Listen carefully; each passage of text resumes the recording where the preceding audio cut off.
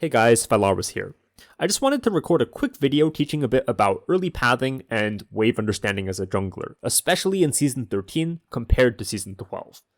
This is taken from a game I played yesterday. It's just a normals game with a bunch of Masters players, so it's nothing too serious, but there were quite a few decisions in the early game that I think serve as useful talking points that you guys may find helpful.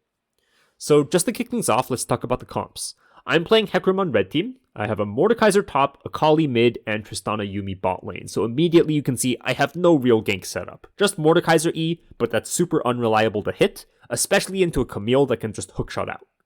I'm playing into Camille top, Graves jungle, Lee Sin mid, and Ashe Xerath bot lane. So if you take a look at the lane matchups, I would expect Mordekaiser to be pushing in early because of his passive AoE. Lee Sin is probably going to be pushing into the Kali. He's stronger than her early, especially with the Ignite.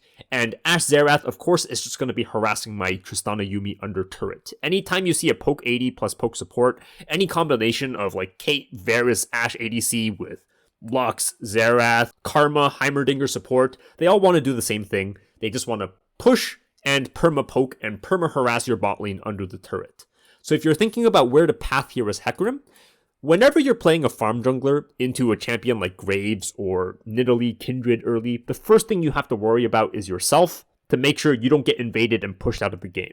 So safety for me is likely to be on the top side where Mordekaiser has a decent chance of generating prio. If I path down to bot, and Graves is also pathing bot, there's a very strong chance that he's going to 3-4 camp and then come invade me on blue Grump, because he's going to have very strong prio bot and probably pretty strong prio mid as well. So safety for me is up towards top side. However, if you're playing in very high elo, then of course you have to worry about late invades. You can see that the enemy comp over here is much stronger on the bot side level 1.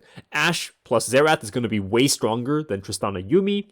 Graves is going to completely dumpster Hecarim. Lee Sin is going to be way stronger than Akali. So if you're playing very high elo, watch out for the late invade. You can drop a ward down in this bush, for example, so you can see them coming. And you can either start on the wolves, you could hover around this area, and if you see them coming, you could maybe start on the Graves' blue buff and just trade vertical. So be wary about the late invade in this type of situation from champions like Graves. I guess Olaf is a little bit weaker level 1 than before, but Graves, Karthus, these kinds of champions, high elo, they really love to late invade champs like Hecarim.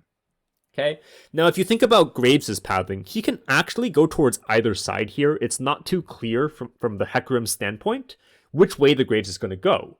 Up in top lane, Mord is likely to push into Camille, and Camille has great gank setup, and they're double melee, so Graves has a pretty good chance of just heading up here, getting a kill on Mordekaiser, snowballing his Camille, and then Camille's going to dumpster the Mordekaiser for the rest of the game. But Graves also has very strong option down in bot lane with his poke bot. Anytime you see bot lanes like this, it's very easy to facilitate them, because you know you're going to have strong prio, you know there's going to be an HP advantage down in the bot lane, so if the enemy jungler pads down, you could look for an invade. If the enemy jungler pads up, then you could potentially look for a dive down into the bot lane, because Tristana Yuumi are probably going to be pretty chunked by the Ashe and Xerath. So Graves can path towards either side. I wasn't really sure where he would go in this situation. If it was me on Graves, I would probably play down to the bot lane, because if you take a look at the pathing matchups, if Graves paths down and Hecarim also paths down, then Graves could definitely look to invade the Hecarim. If Hecarim pads up, then Graves could look to dive the bot lane. Hecarim wouldn't really have substantial dive potential onto the Camille because she can always just hookshot out. There's no real guaranteed burst or setup here. Now, on the flip side, if Graves pads up, he definitely has a chance of killing this Mordekaiser and getting Camille way ahead, getting her snowballing. If Hecarim pads down, then he has a chance of killing the Ashe and Xerath. And even if they play respectfully on weak side and they back off, they are no longer playing the early game the way these champions are meant to play the early game, permanently harassing the Tristana under turret and generating prio, generating an HP lead. So pathing down as Graves means you have an advantage no matter how the Hecarim paths. Pathing up as Graves here means it's a little bit more 50-50, right? So if you're not going to late invade here as Graves, which you probably should, I would personally path down. Alright, so I start down here on the bot side. The first thing you immediately need to look for is which side is Graves going to be starting on, who gets the lane late. So we see up on top side that Camille shows up in lane right away. So we know Graves is also starting on bot side, also getting leashed by his bot lane. What you need to look for right away is which bot gets the lane first. Something that junglers often forget when they're trying to figure out which lane's going to have prio is leashes, right? When laners leash, they get the lane late. So depending on who gets the lane first, they're going to have an advantage pushing for level 2.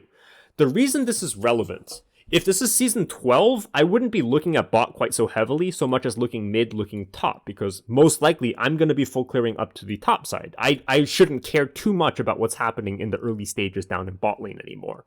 However, one dramatic difference between Season 13 and Season 12 is early pathing in terms of same-side ganks. Right? Because of the introduction of the damage debuff versus enemy camps, it's much stronger of an option now to go for a single side clear into a gank on the same side. It's very unexpected for laners still, and you can't get punished the same way you did in Season 12. Just as an example, let's say Graves did some path like Red Raptors Krugs into bot lane or Red Krugs Raptors into bot lane.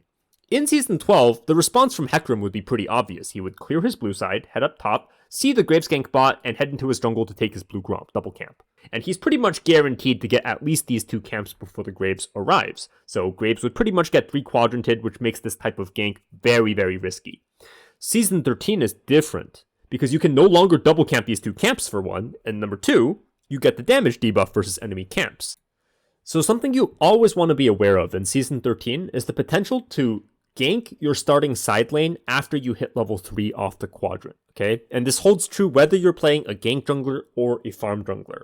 If I can gank bot here, for example, after my blue Gromp Wolves, Graves is going to have a very hard time punishing me up on top side. If he clears 3 camps, skips camps on his blue side, and runs in here, he can maybe take 1 camp away from me before I get over. And if I happen to get here while he's taking a camp and I can damage him and push him off, I maybe even have the option of invading his top side because I'm going to have items and he's going to be chunked out after skipping these camps. So I'm on the watch out for who's going to show up first in bot lane and who's going to hit level 2 first, because I actually kind of want this Ashe and Xerath to push my bot lane in. That's part of why I got a leash here. They're going to think, hey, Hecarim got a leash bot side, he's going to clear up towards top side. We're going to be very safe to play aggressive and push in the Tristana, poke her down. So I'm hoping that they actually get here first and push for level 2. I don't want Tristana to get stuck at level 1. Ideally, she'd hit level 2 around the same time, maybe 1 creep before. But that's what I'm watching for here as I'm clearing the Gromp. Okay. Mordekaiser kills Camille at level 1. I don't know how that happened. Yeah. Alright, so I finish off my Gromp and head for the Wolves, and when we take a look down in bot lane, we can see that indeed, the Ashe and Xerath are pushing into the Tristana Yuumi, which means that, for me, I immediately start routing back towards the bot side as opposed to towards my top side jungle. They are absolutely not going to be expecting a Hecarim of all champions to be ganking them from starting side at level 3. Now, unfortunately, Tristana did get pushed off a little bit harder than I was hoping for, so I'm going to have to wait for her to CS these 3 melee minions to hit level 2 before I can actually gank this lane. Now, I know they haven't warded yet, because they never broke off in this direction on the minimap, so I'm okay waiting in this bush, but it's good to note that it would probably be a bit safer to wait around here, especially if there's a chance that they already warded. You can just wait here for Trist to hit level 2, and then you head in once Ashe and Xerath have committed to the push, right? But they never broke off, so I'm okay waiting here. Tristana hits level 2, and we head in for the gank. Dodge this stuff. This goes for any jungler, really. Like, you have to think about what the enemy champions have in their kits and what summoners they have. So something like Xerath, you have to make sure to dodge his stun out. So make sure your cursor's close to your champion, dodge down. Make sure you bait out the flashes, right? Push the Ashe back in. This kill is now guaranteed, so we can head on to the Xerath. Make sure we get double kill here, which is very nice. All right. Now, Graves, of course, as soon as he sees me down here, is going to be thinking, can I potentially head into Hecarim's top side? So as Hecarim, I don't want to stay down here too long. I want to help the bot lane crash as quickly as I can, and then get over to defend my top side. The other thing is, Mordekaiser is getting bounced on by the Camille. She's going to be slow pushing this wave into the Mordekaiser, and top laners get kind of antsy about this. They don't like to wait for the wave to come into them. There's a decent chance he's going to walk up and then maybe get ganked by the Graves because he has no flash anymore. So I really want to rush to the top side here, so I cue the wave, and then immediately start my recall in the bush. Okay, don't stay for too long. Now here, if I recall correctly, I picked up boots and tier, I think. In retrospect, I think the tier purchase was a mistake, because I'm pathing to the same side as Graves. I know there's a very high chance that we're going to be fighting either in my jungle or in top lane. So I think it's a very poor decision to invest my early gold advantage into tier. I think that if I purchase something like boots plus longsword, or I couldn't quite afford CDR boots, unfortunately. I was like 50 gold off. Maybe something like Sheen, if you were going for something like Sunder or Triforce. Just something more aggressive than what I picked up here. I think that Manamune is super strong item on Hecarim, but you can always pick up the tier a little bit later. You don't need to get it right away. Okay, so if we take stock of the map state, I want you guys to take a look at this and figure out what you would do in this position if you were the Hecarim. As I'm heading out towards my top side at 315, this is the lane state top. Okay, this is the lane state mid. And this is the lane state bot. And you should always be aware of all of this as you're pathing out of base, because there's nothing else you're doing at this time. So just take some time, think about it. What would you do in this position? How would you path? Okay, what are the main factors that influence what camp you go to, how many camps you clear, what direction you clear in? You go Krugs, Red Raptors, Raptors, Red Krugs, etc. Okay?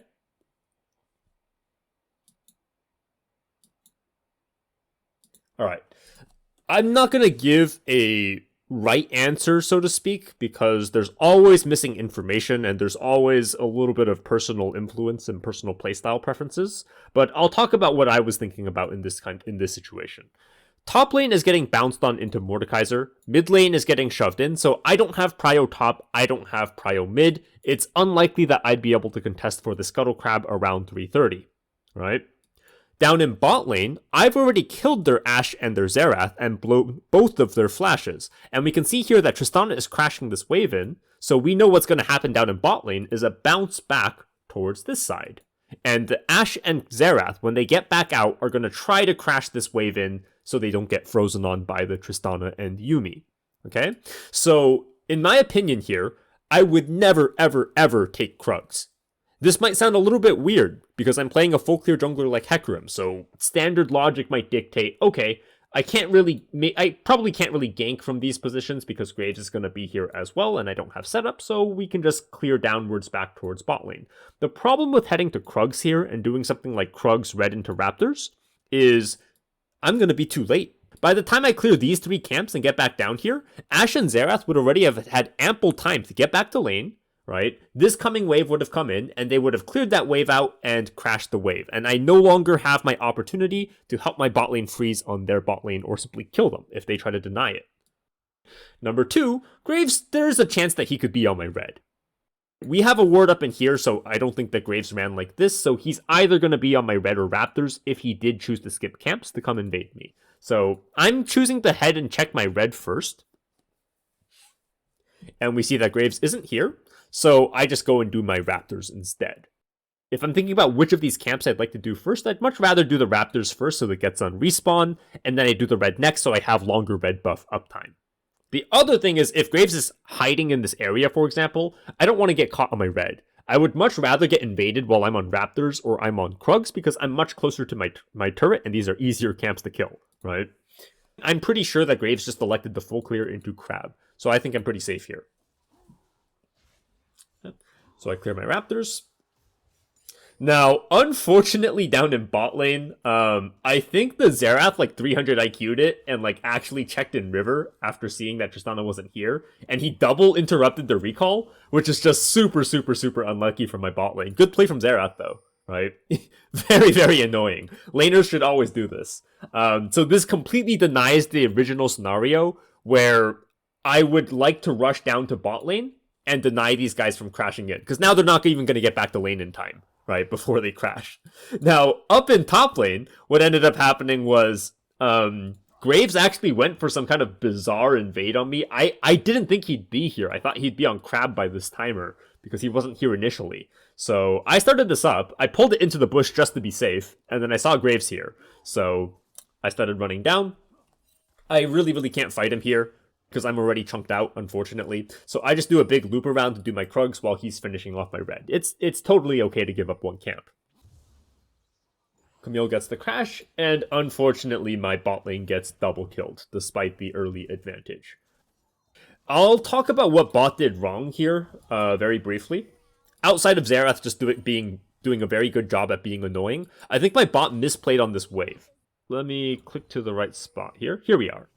Alright, so you can see as I'm recalling, This wave didn't really crash all the way under turret, and I can't really help with this because I need to rush over to my top side. So Tristana needs to crash this, right? She doesn't really want to leave it like this because once these melees die, the rest of these are kind of outside of tower and the wave's going to freeze here. So she has to crash. So this is good up till here. This is where Tristana, I think, messes up. The optimal solution here is just to kill this melee and leave and do a half wave crash, right? Laners don't really do this enough. If she kills this melee, then this cannon and the 3 coming melees on this wave are going to get into tower range. And the tower's going to start chunking away at these. And what's going to happen is these 3 casters are going to die to these minions. Tristana will have gotten the majority of the golden experience, because most of it is on the melees as opposed to the casters, and she would get to recall about 8-10 seconds sooner because she doesn't have to take the time to kill these caster minions. This is actually beneficial in a number of ways. These casters staying alive means they're DPSing these minions, which means they might die to the turret a little bit faster. 1 less turret shot, which denies extra minions from the Ashe and the Xerath. Okay, but she stayed behind to actually push this entire wave in, which is understandable, but you can see how much longer this is taking, right? And now Ashe and Xerath actually get back to lane in time, which opens up the potential for the Xerath to interrupt the recall. No, I'm not going to go over the rest of the game. It was a pretty easy win. I basically just ganked their bot on repeat while their flashes were down, and then we snowballed and won. So I think the rest of it's not quite so interesting. Most of the useful stuff, useful information happened in the first few minutes. So it was a bit long-winded, but I'm hoping you guys learned something from the video. If you thought it was too long, or you thought the information was helpful or not helpful, feel free to leave your feedback in the comments down below. But that's going to be it for this video. Feel free to subscribe if you enjoyed this content. And as always, a big thank you to my Patreon supporters for helping to make this content possible.